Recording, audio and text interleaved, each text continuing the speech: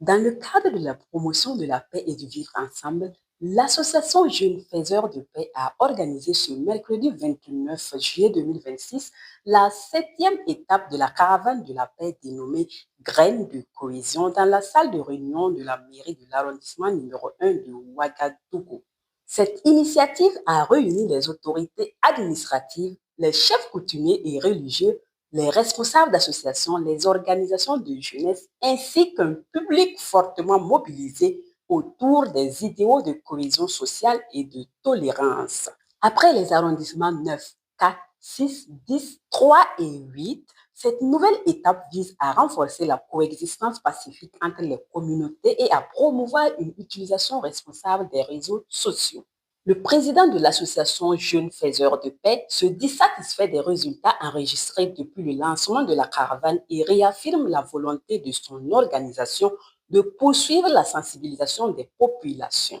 Nous sommes dans la poursuite de la caravane, Graines de cohésion qui a porté dès le départ jusqu'à nos jours les mêmes missions et les mêmes objectifs, et qui sont naturellement appeler les gens à la cohésion sociale, à la coexistence pacifique entre les communautés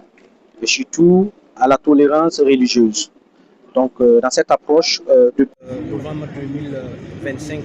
le lancement, jusqu'à nos jours, nous pouvons dire que nous sommes satisfaits du retour que nous avons, en tout cas, depuis que nous sommes passés dans les 6 autres arrondissements. C'est d'appeler la population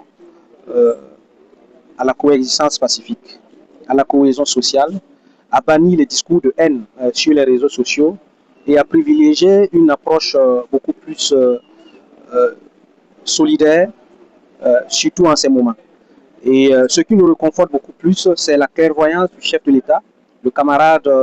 président Ibrahim Traoré, lorsque dans son allocution à Waiguia, il a abordé justement cette question que beaucoup de gens jugeaient tabou, beaucoup de gens jugeaient sensible. Nous nous rendons compte que la clairvoyance qu'il a eue, nous partageons fortement sa vision et la clarté qu'il a par rapport justement à cette question d'extrémisme religieux dans nos contrées. Donc nous poursuivons la sensibilisation et la mobilisation dans ce sens et nous espérons que partout là où nous passerons, les cellules de paix que nous allons installer pourront certainement prendre le relais et peut-être la petite bougie que nous allons allumer va allumer des milliers de bougies.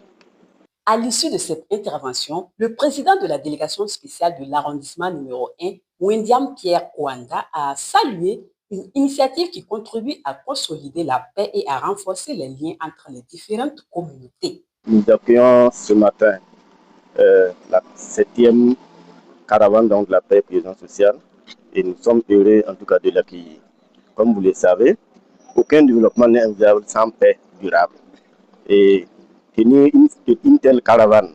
dont l'objectif est de renforcer la cohabitation pacifique entre les différentes communautés et bien sûr la cohabitation pacifique, la paix. En tout cas, je pense que c'est une initiative louable que nous appuyons donc à cette valeur. Nous attendons que les différentes communautés s'expriment librement et qu'ensemble, en tout cas, les liens donc se trouvent renforcés et que la paix règne dans notre arrondissement. Le parrain de cette septième étape, El Hadj Sayouba Traoré, a pour sa part réaffirmé son engagement à accompagner l'association Jeunes Faiseurs de Paix.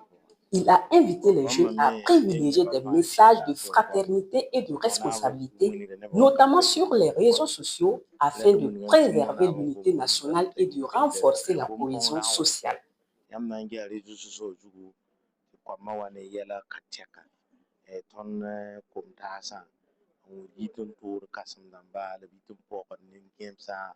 Cette nouvelle étape de la caravane de la paix s'est achevée par des échanges entre les participants avec la ferme volonté de poursuivre les actions de sensibilisation et de faire des cellules de la paix de véritables cadres de dialogue et de prévention des conflits dans les différents arrondissements de la capitale.